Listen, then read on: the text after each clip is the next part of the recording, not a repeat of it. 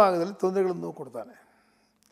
ಒಟ್ಟಾರೆ ಹೇಳಬೇಕು ಅಂತಂದರೆ 4 ಗ್ರಹಣಗಳು ಬರ್ತವೆ, 2 ಗ್ರಹಣ ಮಾತ್ರ ಕಾಣುತ್ತೆ.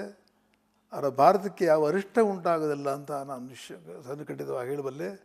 ಆದರೆ ಈ ವರ್ಷ ಒಟ್ಟಾರೆ ಹೇಳಬೇಕು ಅಂದರೆ ಮಳೆ ಬೆಳೆ ಎಲ್ಲ ದೇಶ ಚೆನ್ನಾಗಿರುತ್ತೆ, ಸುಖ ಶಾಂತಿಯಿಂದಿರ್ತಾರೆ. ಆನಂತರದಲ್ಲಿ ಮೇ 13ನೇ ತಾರೀಕು ಗುರು ಬದಲಾವಣೆ ಆಗ್ತಾನೆ, ಮಿಥುನ ರಾಶಿಗೆ ಹೊರಟೋಗ್ತಾನೆ. ಮೇ 17ನೇ ತಾರೀಕು ರಾಹುಕೇತುಗಳು ಬದಲಾಗುತ್ತೆ. ಈಗ ನೋಡಿ ನಾಳೆಯಿಂದಾನೇ ಪಂಚಗ್ರಹ ಯುಗ ಆರಂಭ ಆಗಿಬಿಡುತ್ತೆ. ಇಷ್ಟೊಂದು ನಾವು ಗ್ರಹಗಳ ಮೇಲ್ನೋಟ ಇಟ್ಕೊಂಡಾಗ ಅದಕ್ಕೆ ತಕ್ಕನಾದ ಫಲಗಳನ್ನು ಕೊಟ್ಟೇ ಕೊಡ್ತಾ ಇರೋದ್ರಿಂದ ಭಾರತದಲ್ಲಿ ಯುದ್ಧ ಭೀತಿ ನಮಗೆ ಎಲ್ಲೋ ಒಂದು ಕಡೆ ಕಾಡ್ತಾ ಇರುತ್ತೆ. ಯುಕ್ರೇನ್ ರಷ್ಯಾ ವಾರ್ ನಿಲ್ಲದಿದ್ದರೆ ಯುದ್ಧ ಭೀತಿ ಹೊಟ್ಟೋಗುತ್ತಾ, ಮೂರನೇದಕ್ಕೆ ಹೋಗುತ್ತಾ ಅಂಥೇಳಿ ಜನಗಳಲ್ಲಿ ಒಂದು ಅನುಮಾನದ ಸಂಕೇತ ಇದ್ದೇ ಇದೆ. ಆದರೆ ಈ ದೇಶ ತಪೋಭೂಮಿ, ಮಹರ್ಷಿಗಳ ತಪಸ್ಸು ಮಾಡಿರ್ತಕ್ಕಂಥ, ಅತ್ರಿ ಮಹರ್ಷಿಗಳು ತಪಸ್ಸು ಮಾಡಿರ್ತಕ್ಕಂಥ ಇದು ಅನಸೂಯ ಪತಿವ್ರತೆ ಅಂಥವಳು ಬ್ರಹ್ಮ ವಿಷ್ಣು ಜನ್ಮ ಕೊಟ್ಟಿದ್ದ ಜಾಗ ಧರ್ಮಸ್ಥಳ, ಗಾಣಗಾಪುರ. ಅಂಥ ಒಂದು ಶಕ್ತಿ ಈ ಭಾರತದಲ್ಲಿದೆ. ಅವುಗಳೇನು ಆಗಲ್ಲ ಅಂತ ಹೇಳ್ತಾ ಎಲ್ಲರೂ ಸತ್ಕರ್ಮಾಚರಣೆ ಇರಬೇಕು, ದೇಶವನ್ನು ಪ್ರೀತಿ ಮಾಡಬೇಕು. ಭಾಷೆ ಹಲವು, ದೇಶ ಒಂದು ಅನ್ನೋ ಒಂದನ್ನು ಮುಂದುವರಿಸ್ಕೊಂಡು ಹೋಗಬೇಕು. ಭಾಷೆಯನ್ನು ಯಾರೂ ಅದನ್ನು ಅಪಶಬ್ದ ಮಾಡಲೇಬಾರದು. ಆದರೆ ಜ್ಞಾನಕ್ಕೆ ಎಲ್ಲಿ ಎಂಡೆಲ್ಲಿದೆ? ಸಮುದ್ರ ಉದಯ ಯಾರು ನೋಡಿದ್ದಾರೆ, ಕಡೆ ಯಾರು ನೋಡಿದ್ದಾರೆ? ಯಾರು ನೋಡಿಲ್ಲ. ಭಾಷೆಗಳಿಗೆ ಇತಿಮಿತಿ ಇಲ್ಲ, ಆರಂಭವೂ ಇಲ್ಲ, ಅಂತ್ಯವೂ ಕಾಣೋದಿಲ್ಲ. ಎಲ್ಲ ಭಾಷೆಯೂ ಎಲ್ಲ ಪ್ರೀತಿ ಮಾಡಬೇಕು. ನಮ್ಮಲ್ಲಿ ಏನಿರಬೇಕು, ನಾನು ತಮಿಳು, ನಾನು ಕನ್ನಡ, ನಾನು ಹಿಂದಿ, ಅದೆಲ್ಲ ಒಂದು ಭಾವನೆ ಬರಬಾರ್ದು. ಅಂದರೆ ಈಗ ನೀವು ಹೇಳಿದ್ರೆ ಈ ವರ್ಷ ತುಂಬ ಚೆನ್ನಾಗಿದೆ ಅಂಥೇಳಿ, ಸಡನ್ನಾಗಿ ನನಗೆ ಜ್ಞಾಪಕ ಬಂದಿದ್ದು ಈ ವರ್ಷ ಮಹಾಕುಂಭಮೇಳ ನಡೆದಿದೆ. 144 ವರ್ಷಗಳಿಗೆ ಒಮ್ಮೆ ಬರುವಂಥ ಮಹಾಕುಂಭಮೇಳ ನಡೆದಿರುವಂಥ ವರ್ಷದಲ್ಲಿ ನಾವಿದ್ದೀವಿ. ಅಂಥ ಒಂದು ಸನಾತನ ಧರ್ಮದ ಅತಿ ದೊಡ್ಡದಾದಂಥ ಒಂದು ಕಾರ್ಯಕ್ರಮಕ್ಕೆ ನಾವೆಲ್ಲರೂ ಕೂಡ ಸಾಕ್ಷಿಯಾಗಿದ್ದೀವಿ. ಹೌದಾ ಗುರುಗಳೇ, 144 ವರ್ಷಕ್ಕೊಮ್ಮೆ ಬರುವಂಥದ್ದು? ಎಲ್ಲರೂ ಹೇಳ್ತಾರೆ ಇಲ್ಲ, ಅದು ಕೇವಲ ಪ್ರಚಾರಕ್ಕೋಸ್ಕರ ಅದನ್ನು ಆ ರೀತಿಯಾಗಿ ಮಾಡಿದ್ರು ಅಂತೆಲ್ಲ ಹೇಳ್ಕೊಂಬಂದರು. ಅಲ್ಲೇನು ಶಾಸ್ತ್ರದ ಆಧಾರದಲ್ಲಿ ಮಹಾಕುಂಭಮೇಳ ಅದು ಇದೆಲ್ಲ ಏನೂ ಇಲ್ಲ, ಅದೆಲ್ಲ ಏನು ಬರೆದಿಲ್ಲ ಅವರು. ಅಂದರೆ ಪುಷ್ಕರದಲ್ಲಿ ಯಾವಾಗ ಮೂರು ಗಂಗಾ ಯಮುನಾ ಸರಸ್ವತಿ ಎಲ್ಲ ಒಂದಾಗಿ ಸೇರಿಕೊಳ್ಳುತ್ತೆ, ಅದು ಪುಣ್ಯನಿಜ ಆಗುತ್ತೆ, ಪುಣ್ಯ ಸ್ಥಾನ ಆಗುತ್ತೆ. ಅದು ಗುರು ಸಂಚಾರದವರೆಗೂ ಇರುತ್ತೆ ಅಂತಾನು ಕೂಡ ಒಂದು ಕಡೆ ಇದೆ. ಅಂದರೆ ಗುರು 13ನೇ ತಾರೀಕು ಮೇ ಬದಲಾವಣೆ ಆಗ್ತಾನೆ, ಅಲ್ಲಿವರೆಗೂ ಪುಷ್ಕರ ಸ್ಥಾನಕ್ಕೆ ತುಂಬ ಅದಕ್ಕೆ ಪವಿತ್ರತೆ ಇದೆ. ಅದೇನಾಗಿದೆ, ಉತ್ತರ ಪ್ರದೇಶದಲ್ಲೇ ಈ ಮಹಾನದಿ ಹುಟ್ಟೋದ್ರಿಂದ, ತ್ರಿವೇಣಿ ಸಂಗಮ ಇರೋದ್ರಿಂದ ಅದೇನಾಗಿದೆ ಅಂದರೆ ಅವ್ರಿಗೆ ಮಹಾಶಿವರಾತ್ರಿನೇ ಗಡಿ. ಅವ್ರಿಗೆ ಮೌನಿ ಶಿವರಾತ್ರಿ ಅಂತ ಮಾಡ್ತಾರೆ, ಅಲ್ಲಿಗೆ ಅವರೆಲ್ಲ ಅದನ್ನು ಮುಕ್ತಾಯ ಮಾಡ್ತಾರೆ.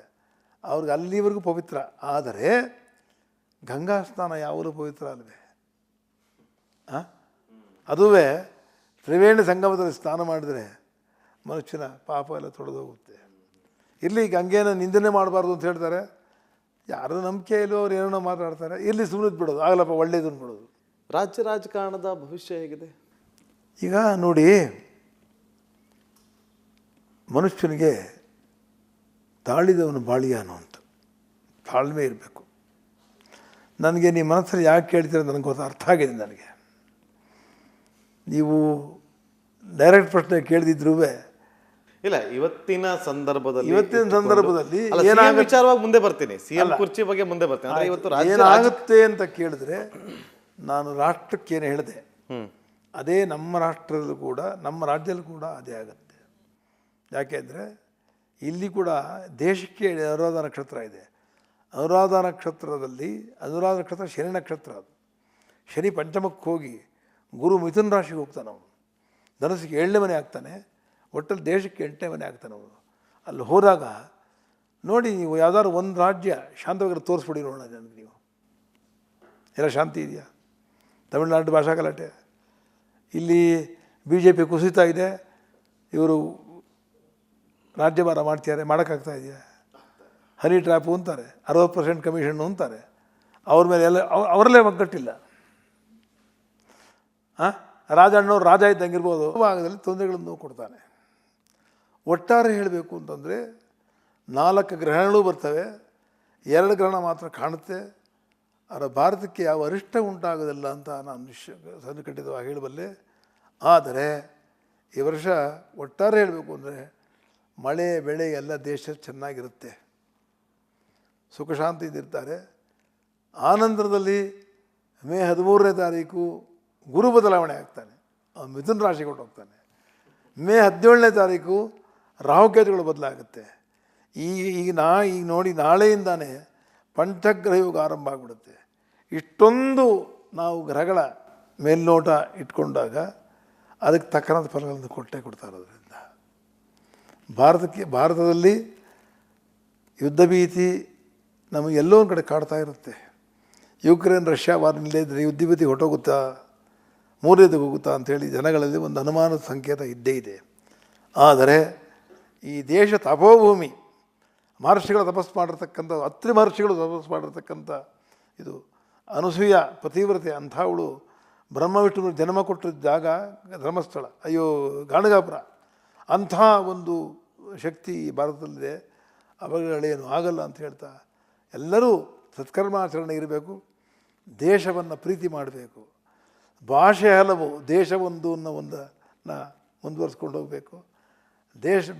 ಭಾಷೆಯನ್ನು ಯಾರೂ ಅದನ್ನು ಅಪಶಬ್ದ ಮಾಡಲೇಬಾರದು. ಆದರೆ ಜ್ಞಾನಕ್ಕೆ ಎಲ್ಲಿ ಎಂಡೆಲ್ಲಿದೆ? ಸಮುದ್ರ ಉದಯ ಯಾರು ನೋಡಿದ್ದಾರೆ, ಕಡೆ ಯಾರು ನೋಡಿದ್ದಾರೆ? ಯಾರು ನೋಡಿಲ್ಲ. ಭಾಷೆಗಳಿಗೆ ಇತಿಮಿತಿ ಇಲ್ಲ, ಆರಂಭವೂ ಇಲ್ಲ, ಅಂತ್ಯವೂ ಕಾಣೋದಿಲ್ಲ. ಎಲ್ಲ ಭಾಷೆಯೂ ಎಲ್ಲ ಪ್ರೀತಿ ಮಾಡಬೇಕು. ನಮ್ಮಲ್ಲಿ ಏನಿರಬೇಕು, ನಾನು ತಮಿಳು, ನಾನು ಕನ್ನಡ, ನಾನು ಹಿಂದಿ, ಅದೆಲ್ಲ ಒಂದು ಭಾವನೆ ಬರಬಾರ್ದು. ಅಂದರೆ ಈಗ ನೀವು ಹೇಳಿದ್ರೆ ಈ ವರ್ಷ ತುಂಬ ಚೆನ್ನಾಗಿದೆ ಅಂಥೇಳಿ, ಸಡನ್ನಾಗಿ ನನಗೆ ಜ್ಞಾಪಕ ಬಂದಿದ್ದು ಈ ವರ್ಷ ಮಹಾಕುಂಭಮೇಳ ನಡೆದಿದೆ. 144 ವರ್ಷಗಳಿಗೆ ಒಮ್ಮೆ ಬರುವಂಥ ಮಹಾಕುಂಭಮೇಳ ನಡೆದಿರುವಂಥ ವರ್ಷದಲ್ಲಿ ನಾವಿದ್ದೀವಿ. ಅಂಥ ಒಂದು ಸನಾತನ ಧರ್ಮದ ಅತಿ ದೊಡ್ಡದಾದಂಥ ಒಂದು ಕಾರ್ಯಕ್ರಮಕ್ಕೆ ನಾವೆಲ್ಲರೂ ಕೂಡ ಸಾಕ್ಷಿಯಾಗಿದ್ದೀವಿ. ಹೌದಾ ಗುರುಗಳೇ, 144 ವರ್ಷಕ್ಕೊಮ್ಮೆ ಬರುವಂಥದ್ದು. ಎಲ್ಲರೂ ಹೇಳ್ತಾರೆ ಇಲ್ಲ, ಅದು ಕೇವಲ ಪ್ರಚಾರಕ್ಕೋಸ್ಕರ ಅದನ್ನು ಆ ರೀತಿಯಾಗಿ ಮಾಡಿದ್ರು ಅಂತೆಲ್ಲ ಹೇಳ್ಕೊಂಬಂದರು. ಅಲ್ಲೇನು ಶಾಸ್ತ್ರದ ಆಧಾರದಲ್ಲಿ ಮಹಾಕುಂಭಮೇಳ ಅದು ಇದೆಲ್ಲ ಏನೂ ಇಲ್ಲ, ಅದೆಲ್ಲ ಏನು ಬರೆದಿಲ್ಲ ಅವರು. ಅಂದರೆ ಪುಷ್ಕರದಲ್ಲಿ ಯಾವಾಗ ಮೂರು ಗಂಗಾ ಯಮುನಾ ಸರಸ್ವತಿ ಎಲ್ಲ ಒಂದಾಗಿ ಸೇರಿಕೊಳ್ಳುತ್ತೆ, ಅದು ಪುಣ್ಯನಿಜ ಆಗುತ್ತೆ, ಪುಣ್ಯ ಸ್ಥಾನ ಆಗುತ್ತೆ. ಅದು ಗುರು ಸಂಚಾರದವರೆಗೂ ಇರುತ್ತೆ ಅಂತಾನು ಕೂಡ ಒಂದು ಕಡೆ ಇದೆ. ಅಂದರೆ ಗುರು 13ನೇ ತಾರೀಕು ಮೇ ಬದಲಾವಣೆ ಆಗ್ತಾನೆ, ಅಲ್ಲಿವರೆಗೂ ಪುಷ್ಕರ ಸ್ಥಾನಕ್ಕೆ